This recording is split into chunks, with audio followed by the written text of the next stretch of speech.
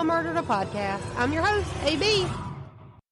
And this week on Mama Murdered a Podcast, we're diving into part 2 of Michelle Knight, Amanda Berry, and Gina DeJesus. Along with the man who kidnapped and held all 3 of these women captive in his Ohio House of Horrors for more than a decade. This is part 2, so if you haven't already, I would highly recommend you go back and listen to the first part, or else this episode may not make a whole lot of sense to you. Last week, we went over Michelle's childhood and how she was kidnapped, and we ended on Ariel Castro having just kidnapped Michelle and putting her in his house. And like I said last week, this case is chocked full of any kind of trigger warning that you can possibly imagine. So this is your warning. I will not be going into graphic detail on anything, just some things that people can't handle, and that's okay. If you need to skip this case, then that's completely fine. I just hope you'll come back and join me for the next case that we jump into. So, with all that being said, and without further ado, let's get it. After Ariel cranked the radio up, he shut the door to the pink room behind him, and Michelle could hear Ariel's footsteps stomping down the steps as he left to go get himself some food. Once Michelle felt like he was gone, or at least far enough away to not be able to hear her, she tried swinging her body one way and then swinging it another way, hoping that it would loosen or undo the extension cords so that she could wiggle herself free, but that didn't work. And it didn't really seem to do much of anything to help, actually. But swinging her body to one side and then the other side had managed to waste a lot of Michelle's energy that she had left, and it had caused her to become, extremely dizzy. Michelle even tried screaming through the sock, hoping that maybe one of the neighbors would hear her yelling for help, but the sock, the music, and the boarded-up windows, screaming didn't seem to do much good either. She tried looking around the room to see if there was something that she could maybe use to try and escape, but she was literally hanging from the ceiling by cords, wires, and metal poles. Michelle realized at that moment that Emily was not inside of this house, and she just hoped that her cousin Deanna would either know or find out that Michelle had never made it to that meeting with CPS, and then maybe she would realize that Michelle had never made it back home either, and that maybe, just maybe, that would jumpstart the search for Michelle. But that train of thought was interrupted too, because Michelle's body had gone from being cold because she was numb all over to feeling like she was being stuck with 1,000 needles at once. The circulation to most of Michelle's body was cut off from the way that she had been left hanging, and it felt like her entire body was asleep, but Michelle noticed that it was dark outside now, and that the sun had gone completely down. And at that moment, she knew for sure that she had missed her meeting with social services and CPS. Even hanging from the ceiling and being hogtied that way, still, the only thing that Michelle could think of and worry about was missing the meeting about her possibly getting Joey back. Michelle was thinking about how the social workers and the caseworkers all probably just thought that Michelle didn't care enough to show up to the meeting, when that wasn't the case at all. She'd cared so much about showing up to the meeting that she'd taken a ride from a stranger and somehow ended up in a house of hell. Michelle watched as the sun rose for the next morning, and then the afternoon passed and it was nighttime again. Ariel had left her hanging there for more than an entire day and night. Michelle later says in her book, Finding Me, that it could have very easily been more than a day and a night because she kept passing out, coming to, passing out, and coming to again. So she doesn't really know how many days she had been hanging like that after the first day. Michelle had already been dehydrated and overheated on the first day just from where she had been walking around downtown Cleveland all day trying to find the social services building. And that was the day that she was kidnapped. So now she's extremely dehydrated, she's sore, she's exhausted, she's hungry, and on top of all of that, she also has a crusty-ass, dirty sock in her mouth. So now this sock is also pulling any fluids from her mouth that her body's able to produce. Michelle was covered in her own urine and feces. Ariel hadn't even bothered to let her down from this contraption that he had her in for long enough for her to be able to go to their bathroom. And Michelle remembered at least twice that she'd passed out during these first few days. And it was the cords around Michelle's neck and the way that her body weight was being forced down onto certain places of her body that were causing the cords to choke her. So she says that she remembers 2 times for sure, but that it could have very easily been way more times than that. And when Ariel did finally show back up to the pink room, it felt like he had been gone for weeks. And it could have been a few days. But still, he did finally show up. And he came in carrying some kind of sandwich that was wrapped in a McDonald's fast food wrapper. Ariel jerked the duct tape off of Michelle's head and face, and when he jerked it, it literally pulled out chunks of Michelle's hair. And Ariel basically barked at Michelle, telling her something along the lines of, you have to eat something so you don't die. Ariel tried to force feed Michelle a sausage McMuffin from McDonald's, but Michelle was kind of skeptical about eating it because she wasn't sure if maybe he had poisoned it or not. And since Michelle had kind of resisted the food, Ariel did just kind of force it down her throat. Even though Michelle was starving, she also wasn't trying to die, and she had no idea what could have been put in that sandwich. Ariel eventually gave up, he got pissed, and he threw the sandwich against the wall. He was so pissed that he even cut the cords that were holding Michelle's body up, and he just watched as her entire body hit the floor. Michelle wasn't really thinking about the way that her legs had been tied and bent for so many days, and she wasn't really thinking about the fact that she hadn't used those muscles in days either. So once her body hit the floor, Michelle tried to immediately stand back up. Her body was completely numb, and Michelle wasn't sure if her limbs would still work or not. And they did not. Michelle could barely hold her head up when Ariel cut the cord from around her neck. He called Michelle a little slut and then told her not to move a single muscle. He held Michelle down to undo her ankles, and her ankles were bleeding and bloody from the way they were tied. Ariel told Michelle that she had to get up, but before she had time to say anything at all, Ariel picked Michelle's tiny little body up and he threw her over his shoulders and carried her out of the pink room.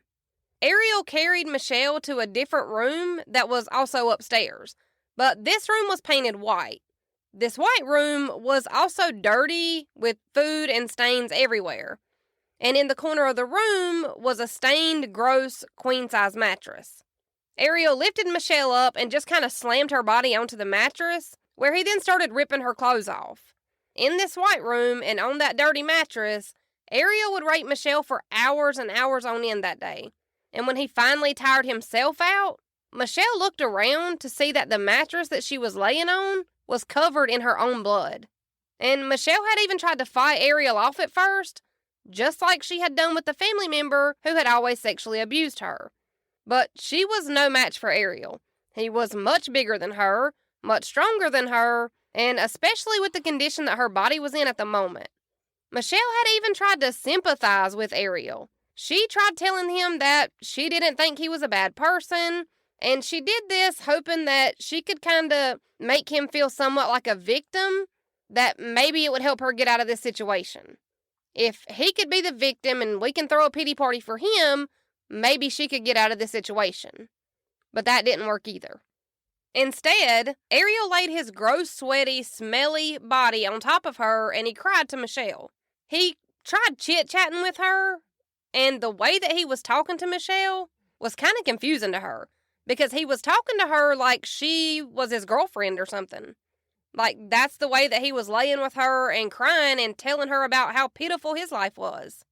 Ariel tells Michelle that he didn't mean to beat his wife and that he was sorry for everything he was doing to her and that he didn't have a choice in this. I'm sorry, we always all have a choice. That's just the fact of the matter. He also tells Michelle that he was molested as a kid and that he just wanted someone to stay in the house with him, which, like, okay, buddy, get a roommate, like a normal person. Ariel also confided in Michelle, telling her that he was addicted to porn. Michelle describes Ariel during this time as almost like a Jekyll and Hyde type of personality. He would go from crying to her and trying to get her to sympathize with him to beating her and raping her. And when all of this was done, Ariel got up off of the mattress and he threw some dollar bills at Michelle. He told Michelle that this was her payment before he walked out of the room. But Ariel returned to the room where he'd left Michelle, and this time he had her purse. And Ariel was just kind of rummaging through her purse when he asked Michelle how old she was.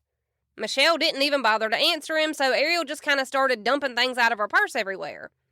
She still wasn't answering him about how old she was, but when he finally found Michelle's ID in her purse, he was completely irate pissed. because he had looked at her birthday and realized that she was actually 21 years old, not some young, underage, vulnerable teenager like he thought she was. He started screaming at Michelle, and he told her that she looked so much younger than 21. And it almost seemed to Michelle like he was pissed because she was older than what he'd assumed she was, which just makes it all the more sickening. Ariel had a teenage daughter who was close to the age that he had assumed that Michelle was, but yet he was still okay with the fact that he thought Michelle was a teenager when he kidnapped, raped, and hogtied and tortured her. It just makes it all so much more icky. Now's probably a good time to mention, if I haven't already mentioned it, that Michelle is teeny tiny. She's about 4'6" and barely weighed 100 pounds at the time. So I could see how and why that he thought she was so much younger than what she actually was. It's still gross. I'm just saying I can understand why he would think she was younger than what she was, because she was in fact tiny. Ariel threw Michelle's ID across the room before he sat down beside of her. He explained to Michelle that she was only going to be there for a little while, but not for too awful long. And this would turn out to be the biggest lie that Ariel ever told Michelle, and also the biggest lie that Michelle had ever been fed by anyone ever. Michelle would end up being held captive in Ariel's house of horrors for more than a decade, and he explained that she might be there until Christmas. But probably not any longer than that. Mind you, at this time it was August, so December was months away. When Ariel told Michelle that she might be there until Christmas, I think that's when it registered with Michelle that she wasn't getting out of this house anytime soon. That she was likely stuck there with him. Like, I think this is the point that it all clicked in Michelle's mind, that she wasn't just going to be sexually abused and sent home. She probably realized in that moment that she would be trapped there. Michelle wondered to herself if she would even make it until Christmas, though. Ariel tossed Michelle's urine-soaked underwear back at her and immediately grabbed a handful of Michelle's hair to drag her down the steps of his house. Michelle had no idea where he was taking her or what was happening, but she silently hoped that whatever it was wouldn't be as bad as what she'd already been through with Ariel. And little did Michelle know that things were going to be so much worse from her from here on out. Ariel dragged Michelle into the basement of his house that was littered with trash and old food. Michelle said that she had seen and heard enough shit to know that nothing good ever happens in a basement. Michelle closed her eyes and tried to picture her sweet son's face. Ariel unlocked the padlocks that were keeping the basement door locked, and he walked Michelle down the basement steps, where he then shoved Michelle onto a dirty pile of men's clothes.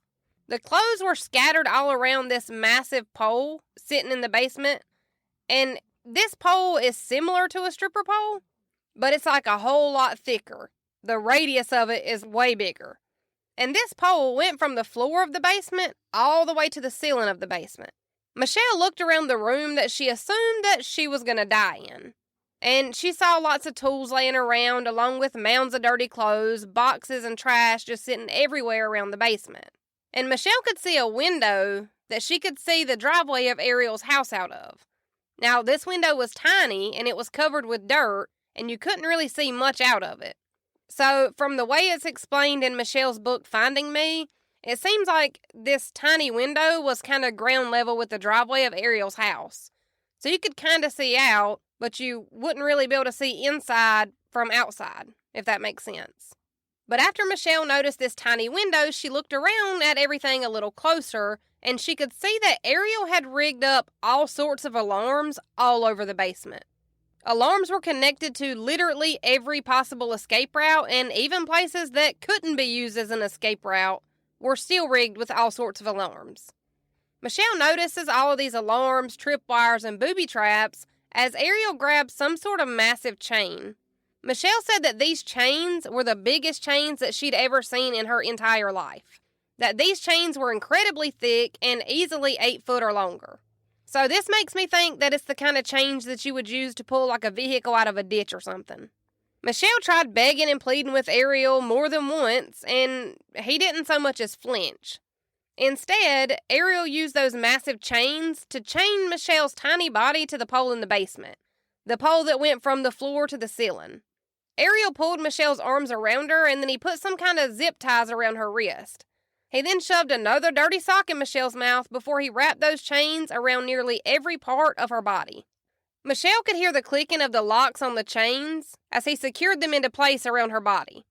Ariel then told Michelle that he had to make sure that she was going to be quiet, so with another dirty sock already in her mouth, he then shoved a full-face cover motorcycle helmet over Michelle's head. So the kind of helmet that would cover your eyes, face, nose, the back of your head, your ears, like it would cover your entire head. Not like the little turtle shell helmets. So now Michelle had chains wrapped around almost every part of her body, another dirty sock in her mouth, and a full face covering style motorcycle helmet over her head, and that helmet was stopping most of the stale, dirty air from coming through. She was sitting on the floor of this trash-filled basement, and I can imagine that helmet probably smelled really bad. And it was probably pretty heavy, and Michelle started feeling her body struggling to breathe. And she again began to go in and out of consciousness. And as Ariel walked up the stairs, Michelle thought that she could hear the locks clicking on the doors of the basement door. She was in the basement for a little while, but she would easily lose track of time, and she had no way of knowing if it was night or day. But eventually, after a few days, Michelle would learn to use her other senses to her advantage.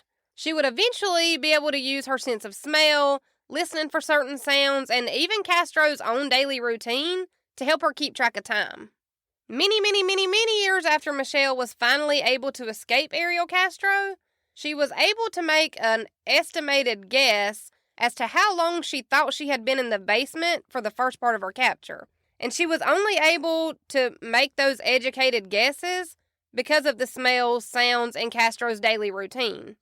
And I'll probably just refer to Ariel as Castro from here on out because it's so much easier for me to say, and because he isn't really worthy of me worrying if I use his first or last name when I refer to him by it.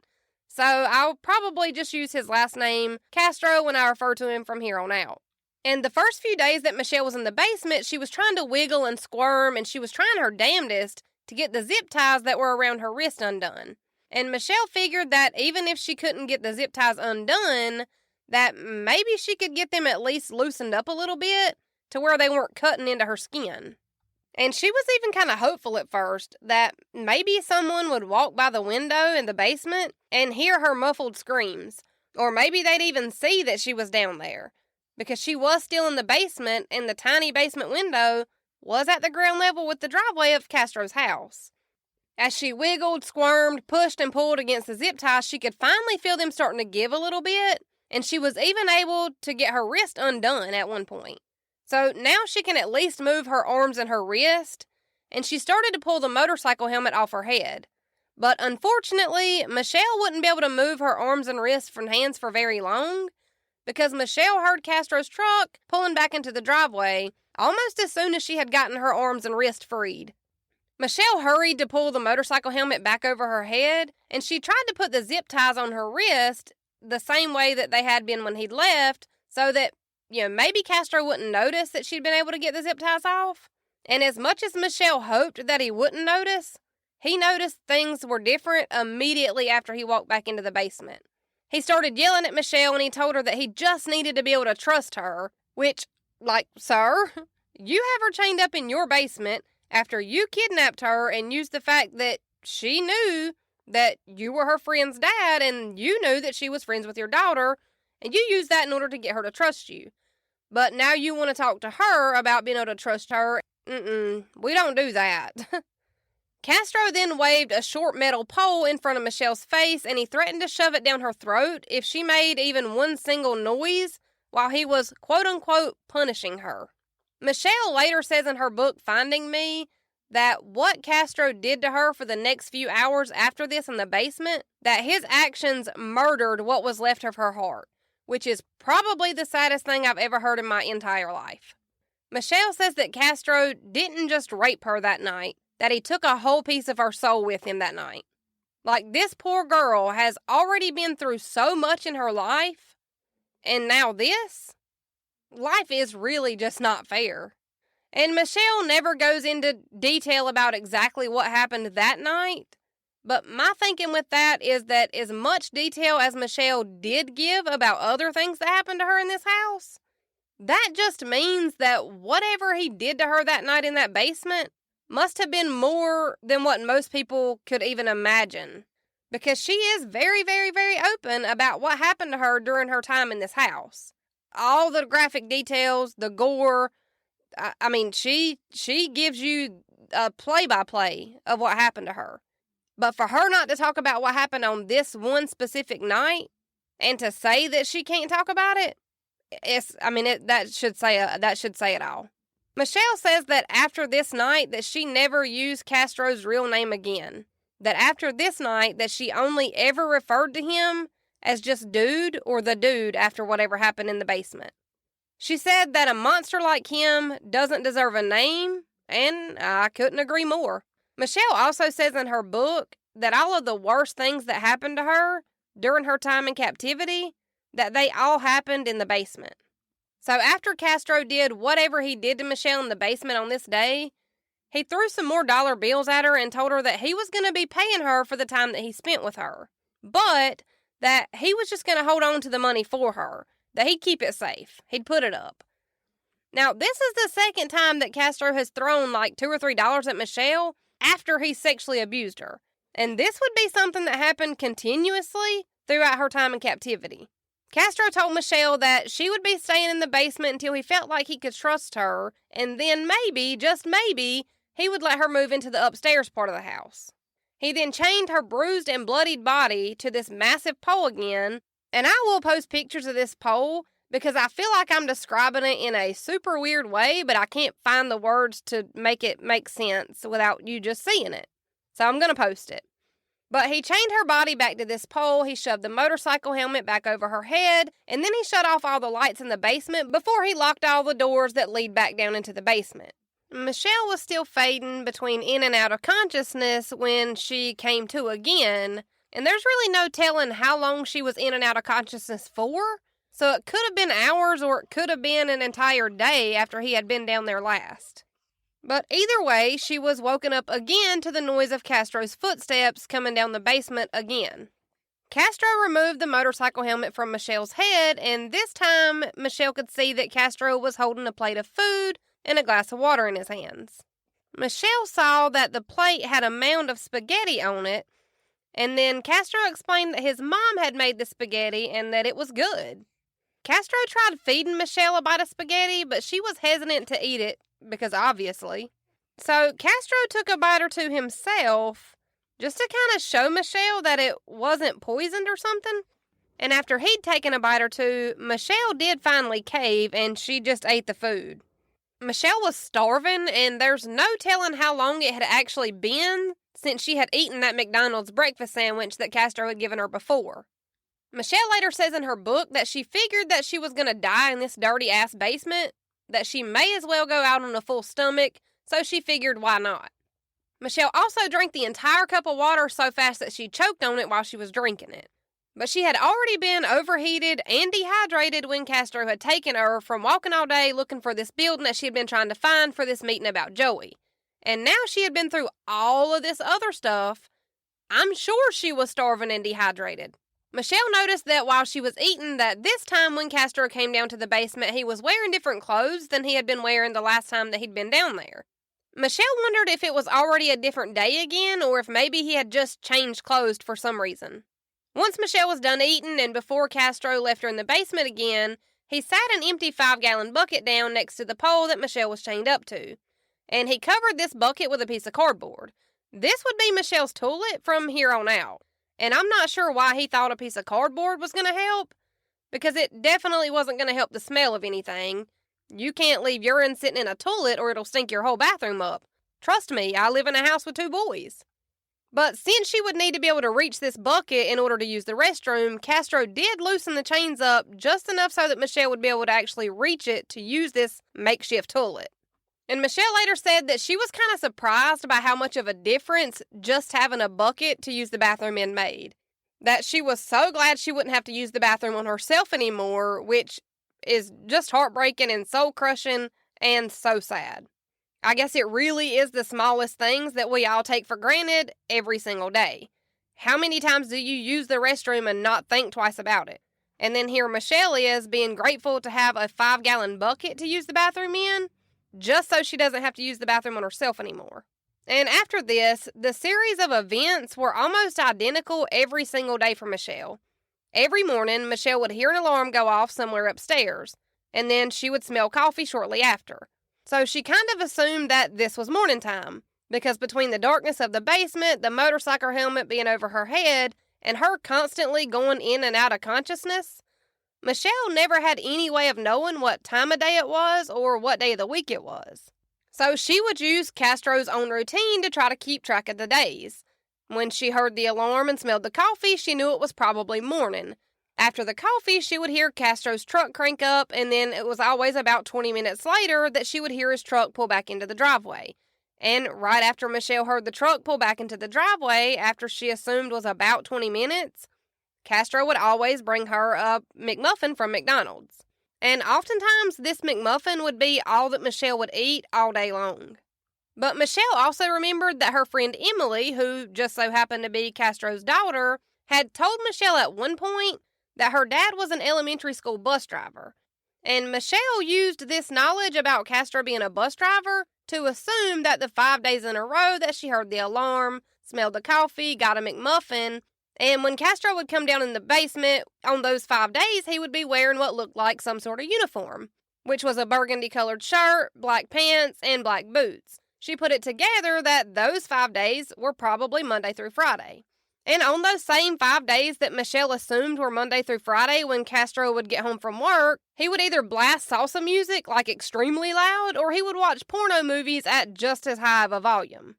And Michelle said that once the salsa music or porno was finally turned off, that Castro would normally come down into the basement with his penis out and already erect. And we can all assume what happened when he came down to the basement like that. Now, Castro made it a point to always tell Michelle that no one was looking for her and that there were no missing persons flyers up with her picture on them and that no one was talking about a missing girl, that no one cared about her and no one was coming to save her and that no one cared what he was doing to her. And Michelle said that she would always try to act like all of these things that he would tell her like that. Like, she tried to make him believe that he wasn't fazing her with it or that she wasn't paying him any attention by what he was saying. But that she almost always wondered to herself if what Castro was saying wasn't the truth. That in the back of her mind, she kind of wondered if anyone was looking for her, or if anyone did miss her. She even wondered if anyone realized that she was even missing. And it's not like she had a great family who absolutely would be looking for her. Her family wasn't a very tight-knit family, and no one ever adamantly protected Michelle before. But she would never let him know that. She always put on her bravest face and just kind of let him say whatever. Michelle said that Castro smoked a ridiculous amount of pot and he drank pretty often, and that the worst things that happened in the basement always happened on the nights where he would be drinking and smoking. Michelle also says that during those sexual attacks that happened to her in the evenings, that she would try to remove herself from whatever was happening to her, and she would try to think of something that would make her happy. Michelle would think about things like her son Joey opening Christmas gifts, or she would even envision a time that someone had been really nice to her. She would sing to herself, and she would pray to herself, and she would even reminisce on how much she loved and missed Arby's French fries. So she would literally try to think of anything except whatever was happening to her. But Michelle also said that she almost always ran out of good things to think of before the assault was over, and then she'd be brought right back to reality. Michelle says that Castro never even noticed her singing out loud or praying out loud to herself while he was abusing her. And Castro would sometimes slip up and tell Michelle things about his personal life that she was able to use later to kind of try to keep up with how long she'd been there. Like, Castro slipped up and told Michelle that he was in a salsa band, and then he slipped up again later when he told her that his band practiced and played together on Saturdays. So that helped Michelle realize that the 5 days in a row that he came down in his work uniform, that those days had to be Monday through Friday, and then the band played together on Saturdays. And this would be how Michelle kept up with what day of the week it was, and how she kept up with a guesstimated timeline of how long she'd been there so far. And while I'm talking about Castro working as a school bus driver, let me add this part here because I don't think I put it in my notes anywhere. But Castro had actually kidnapped a small kid that rode the bus that he drove, and the kid was like 4 or 5 years old, I believe. Castro left this kid on the school bus, went into a Wendy's, ordered himself a 4 for $4, and then went back out to the bus. And when police went to Castro's house to talk to him about this kid being left on the bus and about this kid being driven around to a fast food restaurant without this kid's parents giving any kind of consent, Michelle was in the basement while the police were at Castro's house asking him about this 4 or 5-year-old kid that he left on the bus. But Castro didn't actually come to the door when the police showed up about this kid. So the police officers left, and just nothing else ever came from that. I'm not sure how you kidnap a whole-ass child and there's not a follow-up, but that seems to be the case here. And this wasn't even the only time that police would show up at Castro's house while he had women in captivity. There are quite a few other times that Castro had all 3 of the women being held captive against their will, and the police were knocking on his door all at the same time. Tell me how this man was not caught before this. Make it make sense. But Castro would always do the same thing, though. He would just never answer the door, the police would just go away and leave, and then the part I can't wrap my head around is that these officers that would come out and knock on the door and Castro wouldn't answer, they would just leave and never follow up on these things again. It's like they would show up once, and when Castro didn't come to the door, they'd just leave and never follow back up on any of it. And every time the police had knocked on his door, he had at least one woman being held inside. Michelle would try to do things while she was chained up and alone in the basement. Like she would talk to her son Joey as if he were sitting right there in front of her. She would ask Joey about how his day was, and she would pretend to do the same bedtime rituals that she was used to doing with Joey in real life every evening. She would tell Joey to come and give his mommy a hug before they go to bed, and she would do this as if he were there and just getting ready for bed with her like any other night. And it was the small things like this that kept Michelle sane throughout this time in the basement. And it's not like Michelle was just sitting idle while Castro was at work. She would do things to try to draw some kind of attention to Castro's neighbors in hopes that maybe someone would hear her and call the police. She would use the motorcycle helmet that Castro kept putting over her head, and she would bang that helmet against the metal pole that her body was chained to. She would scream. She would make as much noise as she possibly could. But Michelle would often think about the fact that she had last been seen in a Family Dollar store. Like, did no one see her leave with Castro? Did no one hear Castro tell Michelle that day that he could give her a ride? Did the neighbors not notice when Michelle waved at them as she walked into his house and not think it was weird that she never came back out of the house? Like, how did all of these things line up so perfectly for Castro to be able to get away with this? Michelle realized that the neighbors must not be able to hear her screaming, but then that kind of made her question whether or not God could hear her screaming. She wondered if maybe God had forgotten about her like Castro said that the rest of the world had. Michelle recalled that every time that Castro would come down into the basement, that he would have to tighten her chains up because she was losing so much weight so fast that the chains were getting looser on her by the day. Because Castro wasn't feeding Michelle every day, and when he was feeding her, it wasn't anything to write home and tell your mom about. He would feed her things like stale tacos, cold black beans with hard, crunchy, crusty-up white rice, and pizza that had been sitting on the counter for days. And that was what she got to eat on the days that she did get to eat. Michelle would end up being in the basement, chained to that pole for months and months and months, and even though she had been down there that long, Michelle hadn't gotten to take a shower even one time. When it was time for Michelle to have her menstrual cycle, Castro would throw fast food napkins and pieces of toilet paper at Michelle and basically tell her to figure it out. Michelle was still wearing all of the same clothes that she had been wearing on the day that Castro took her, and she said that by this time, that every strand of hair on her head was stiff and rock solid from dried semen. And she had lived like this for months until one day, Michelle was kind of half asleep and she heard Castro's footsteps coming down into the basement. When she opened her eyes, Castro was standing over her and he told her that she was going upstairs today. Now, Michelle knew better than to ask him why he was taking her upstairs or where they were going, so she just went with whatever he told her to do. Castro unwrapped the chains from around Michelle's entire body, and Michelle remembers that when she finally did stand up, that she could feel the blood in her body rushing through her legs and feet, where she had been sitting in the floor in that same position for so many months. As Castro walked Michelle up the steps of the basement and into the rest of the house, Michelle started to wonder if maybe she had been there longer than what she'd realized.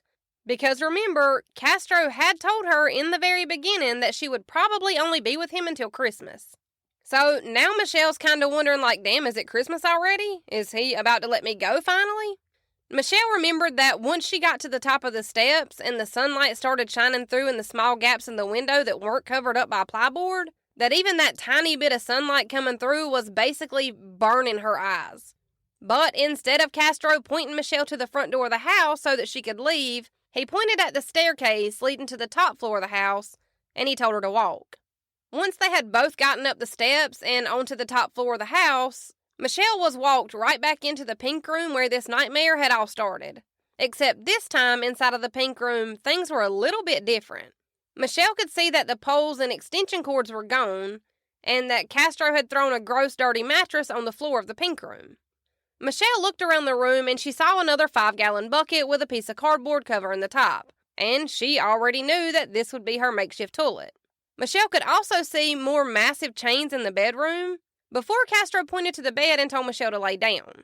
Castro started picking up the chains off the floor, and he had basically drilled a hole on both sides of the studs that are in the wall to be able to chain Michelle's body around the stud itself instead of just chaining her to the bed or the wall or the drywall.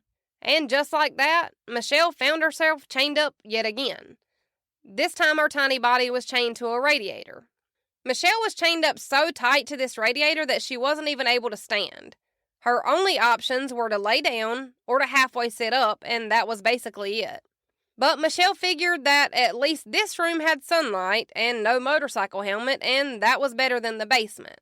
So, of course, Michelle tries to attempt to make Castro see her as a person, and hopefully he'll sympathize with her.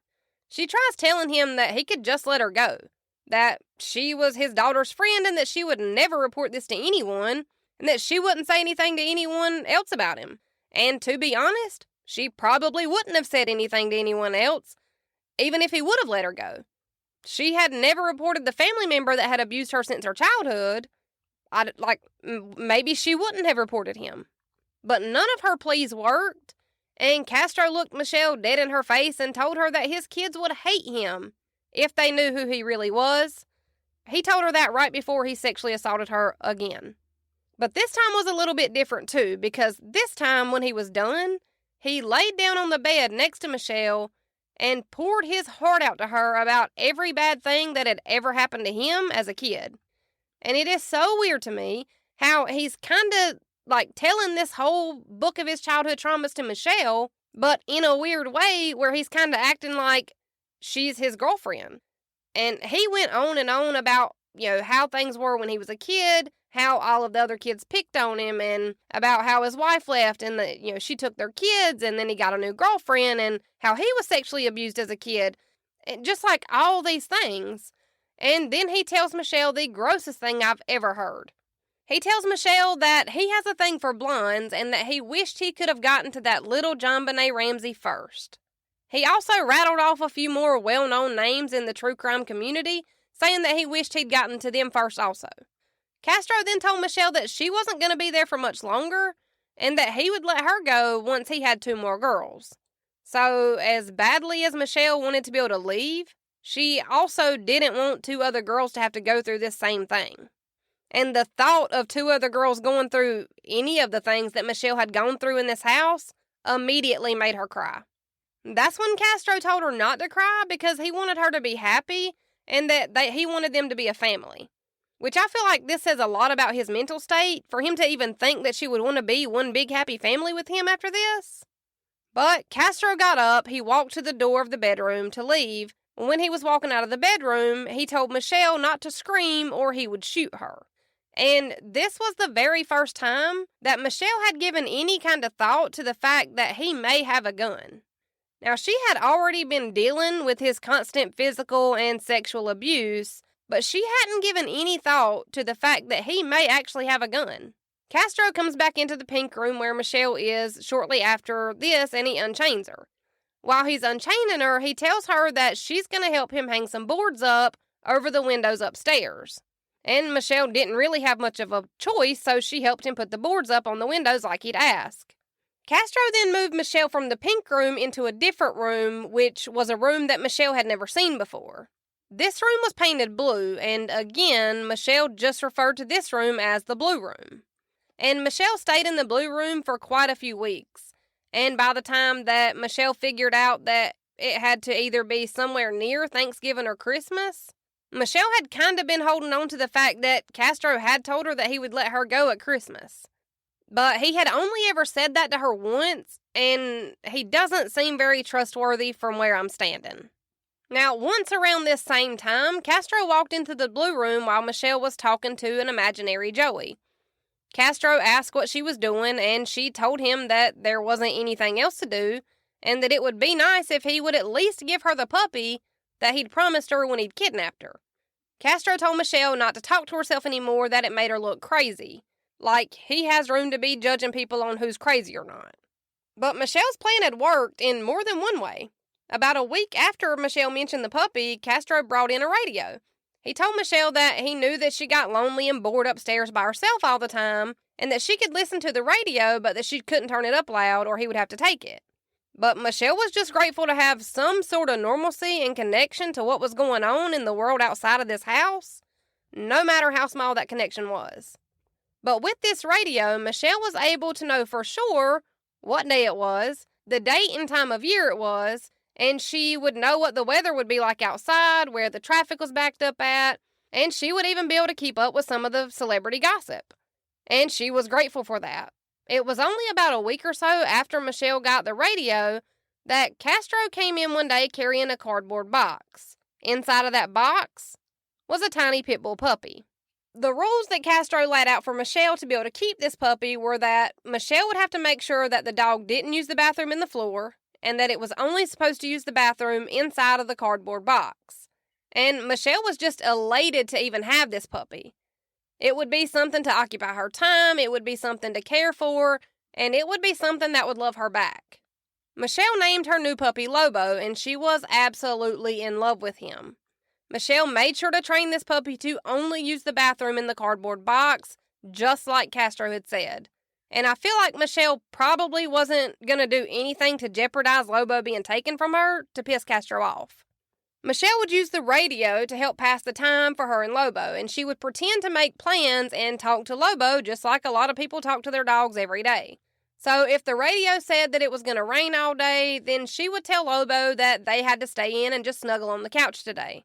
And if the radio said something like, it's going to be 73 and sunny today, then she would tell Lobo that they could go play fetch at the park later.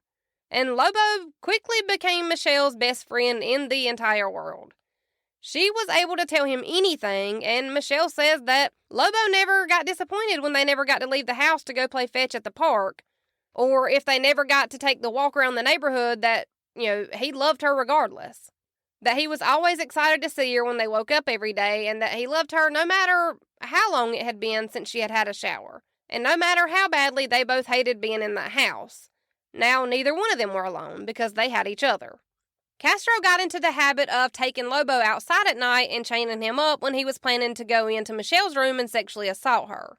Castro would take Lobo outside, chain him up, come back upstairs, and violently rape, torture, and abuse Michelle.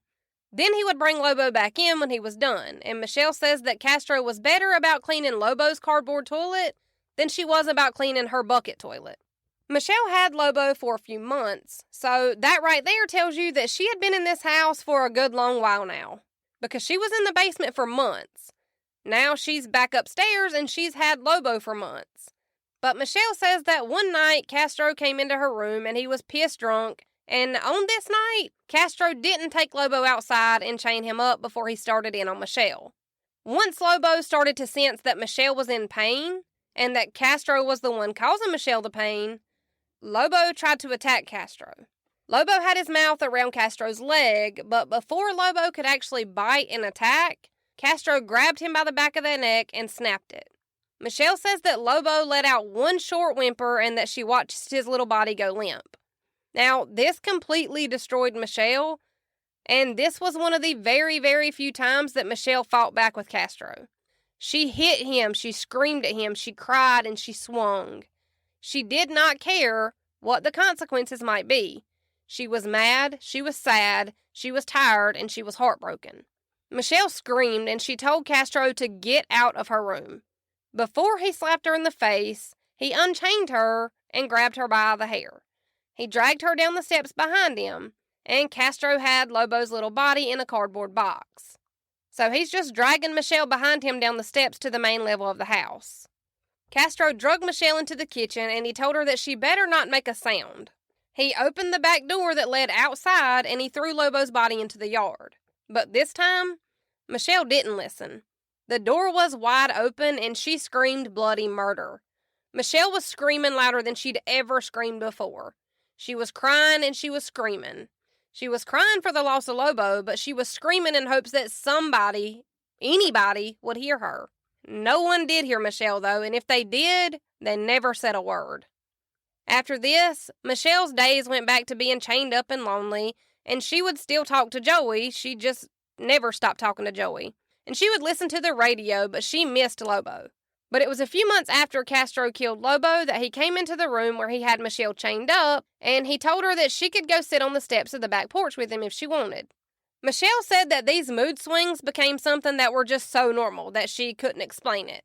One day he was bringing her a radio, the next day he was beating her, raping her violently. And Castro would play other weird mind games with all three of the women in the house too. Like he would pull out of the driveway like he was leaving for work, but then not actually pull out. He would then walk back into the rooms 5 minutes later just to see if they were trying to escape. Or he would pretend to walk down the steps and really just be standing outside of the bedroom door listening to see if he could hear them messing with their chains or not. And this was something that he did constantly. But Castro must not have realized that Michelle could hear the truck pulling in and out of the driveway, because he would pretend to leave for work, but if Michelle didn't actually hear the truck pull out of the driveway, then she would just lay still in her bed until he came in and left again. And when he would come in, he would always say something along the lines of needing to be able to trust her. And Michelle remembered when Castro had taken her downstairs to the kitchen once, when she had been there for about 8 or 9 months, she noticed that the back door was cracked and open just a little bit. And Michelle thinks that this was Castro's way of letting her know that even if there was a way out, that he would still always be able to stop her. Michelle said that she knew that even if she tried to dart out of the kitchen door, that he would be able to stop her faster than she would be able to run. She knew that this was one of his sick mind games to show her how much control he had over her, just like how he would let Michelle go sit on the back porch every once in a while. But when he would let her go outside, he would throw some of his dirty clothes at her and make her wear them outside. Michelle said that the clothes that he would throw at her to make her wear outside smelled awful, but that they didn't smell anywhere near as bad as she herself smelled. She said that her own smell would make her gag sometimes because it was so overbearing. Because as long as Michelle had been there already, Castro had still never let her shower. But his own dirty clothes weren't the only thing that Castro would make Michelle wear outside, though. He would also make her wear a wig and sunglasses on the rare occasion that she did get to go outside. But my thing is, why is he so worried about disguising the way Michelle looks if no one's looking for her? Because he always told her no one was looking for her, but he's worried enough about someone seeing her that he made her wear a wig and sunglasses outside? When there were neighbors outside at the same time that Michelle and Castro were outside, Castro would always make sure to hold his gun to her back to keep her from trying to draw attention to herself from any of the neighbors. And I know there are some people listening to this saying they would run or scream or do something crazy. You just never know how you're going to react in a situation like this until you're the one in this situation. And Castro is already so super abusive towards her that if she did try something, it would probably get so much worse for her. And one of the last times that Castro let Michelle go outside in the backyard, when the two came in, Michelle took Castro's old dirty clothes off and she was waiting for him to give her her old clothes back. The same clothes that she'd been wearing the entire time that she'd been held there against her will. But he didn't give her her clothes back this time. Instead, this time, he chained Michelle up in the bedroom completely naked. And then he told her that she would be naked for as long as he wanted her to be. And at this point, Michelle is just kind of hoping that her going outside with him and never drawing attention to herself and her staying still and laying in the bed when he pretended to leave for work only for him to come back in to see if she was trying to escape. She hoped that all of these things that she was doing would eventually make him feel like he could trust her. Michelle says that once he chained her up naked in the bedroom, that she was naked in that room for approximately 4 months. He left Michelle naked in a room for somewhere around 4 months in the middle of winter in Ohio with no clothes, no heat, and no blankets. Michelle woke up on Christmas morning and she cried and cried and cried. Her body was blue from being in such cold temperatures for such a long time with nothing to keep herself warm. She had missed months and months of her life, and she hadn't seen her son in just as long. Later that evening on Christmas Day, Castro came into the room where he had Michelle chained up, and he was holding a green and red cake. He told Michelle that she knew what she was going to have to do to get that cake before he told her Merry Christmas. After this, he abused her in every way imaginable, and he just left the cake sitting beside of her bed. Michelle didn't even touch the cake. She said that she didn't want anything from him. And it was a few months later after this, sometime in February, that Castro did finally bring in a thin, flat sheet with stains and holes. But even that small and thin of a blanket was better than nothing. And then the next month in March, Castro brought in a tiny TV into Michelle's room where she was chained up. And he told her that he knows that she gets bored and that she could watch anything she wanted, as long as she didn't turn the volume up too loud, and as long as she didn't watch any shows or movies with black people in them. Because to top it all off, all of Castro's terrible qualities, he's also a racist piece of trash. But the TV did help pass the time, and Michelle was able to catch up on all kind of events and things that had happened during her time in captivity up till this point. Because Michelle had missed Kelly Clarkson winning American Idol, she had missed Michael Jackson holding his baby over the balcony, and she had missed whoever won the World Series in baseball that year. And it seemed like the entire world was moving on, and Michelle was just stuck in this tiny room all alone. And the saddest part of it all is that that was kind of true. Michelle wasn't being looked for, and no one was talking about her abduction. Hell, her name was only on the missing persons list for like 15 months. I can understand feeling this way after you've been missing for a while, but it makes it even sadder that in her case, it was true. Michelle really relied pretty heavily on this tiny TV. While Castro was doing whatever he was doing to her that day, he would let Michelle leave the TV on. And Michelle used the TV as something to focus on, and her absolute favorite show was Everybody Loves Raymond. It wasn't long after Castro brought that tiny TV into Michelle's room where she was at that she would get to take the first shower that she would get in almost a year. And she only got a shower because Castro said she stank. Like, oh my God, I hate this guy. He has a shower and can use it anytime he wants, and he still stinks. But Michelle doesn't have a choice in the matter. She had been there for 8 months, and this was the first time that she was getting to take a shower. Castro gave Michelle a sliver of a bar soap, and when Michelle looked up and into the bathroom mirror, she did not even recognize herself. Michelle says that she looked so different that if she had walked by herself in the street, she wouldn't have even recognized herself. That's how much she had changed, and that's how much she didn't recognize herself.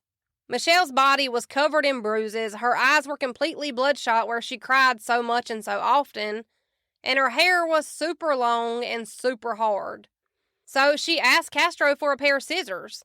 She didn't really think that he would give her a pair of scissors, but he did bring her a pair. The pair of scissors that he brought her, though, were so dull that Michelle says that even if she had tried to use them as a weapon, they would not have worked. But Michelle did use these scissors to cut her long hair. She cut her hair so short that it was above her ears. When Michelle finished in the shower and in the bathroom and she opened the bathroom door, Castro was just standing there and he had like a surprised look on his face. And he asked her why did she cut her hair? It wasn't long at all after Castro had let Michelle shower that she was laying and chained up in the bed when she heard a news report on her small TV talking about where and when Amanda Berry had last been seen. When Michelle heard the news report, she focused more on what they were saying. Michelle turned the TV up a little bit more, and she realized that where Amanda Berry had last been seen was extremely close to Castro's house. Michelle also heard the news reporter say that Amanda Berry had last been seen leaving her job at Burger King. And Michelle knew all too well how much Castro liked to eat all that greasy fast food chain restaurants. And once the news station flashed Amanda's picture across the screen, Michelle realized that this was someone that she had been in art class with in high school. She actually knew Amanda Berry. Michelle listened intently for any new noises in the house for the next few days after seeing this news report. And after she hadn't heard anything for the next few days, Michelle hoped that she had been wrong about Castro being the one who had taken and kidnapped Amanda Berry. But it was 3 or 4 weeks later that Michelle heard that familiar salsa music blaring from beneath her in the basement. And this is when Michelle knew without a shadow of a doubt that Ariel Castro had in fact been the one who had kidnapped Amanda Berry. And I think this is a perfect stopping point. This was a lot of information and a lot of hard stuff to listen to. So, let's do it again. Same time, same place, next Wednesday. See you then. That's how my mama murdered a podcast.